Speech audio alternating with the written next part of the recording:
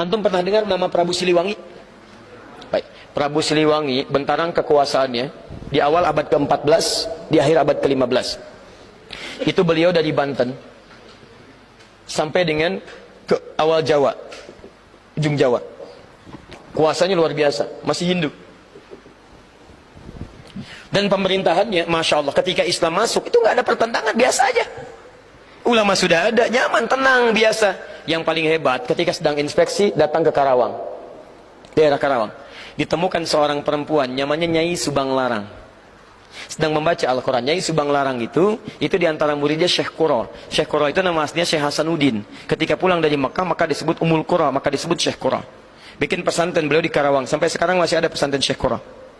Baik di antara muridnya namanya Nyai Subang Larang. Baca Al-Quran. Begitu dibaca, datang ini mendengar bacaannya, melihat siapa yang baca, seketika jatuh hati. Bukan jatuh kaki, hati. Masya Allah. Begitu dilihat, langsung mengajukan lamaran.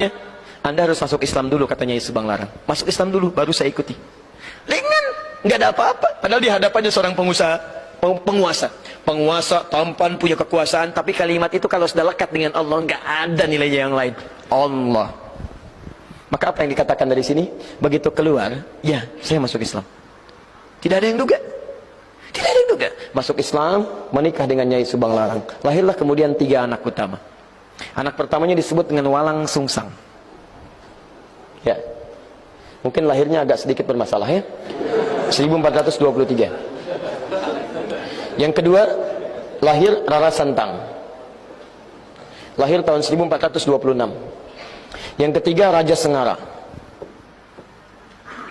Begitu lahir melotot ya. 1427. Raja Sengara. Baik, yang paling menarik semuanya masuk Islam, jelas. Walang Sungsang berubah nama jadi Abdullah Iman. Abdullah Iman. Masya Allah.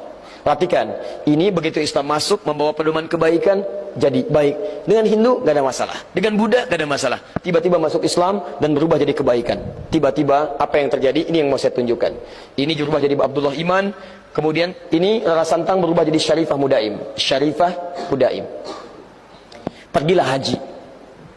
Saat pergi haji itu, tiba-tiba setelah selesai mau kembali, datanglah seorang laki-laki yang melihat Syarifah Mudaim, kemudian jatuh hati, minta kepada kakaknya Abdullah Iman untuk melamarnya.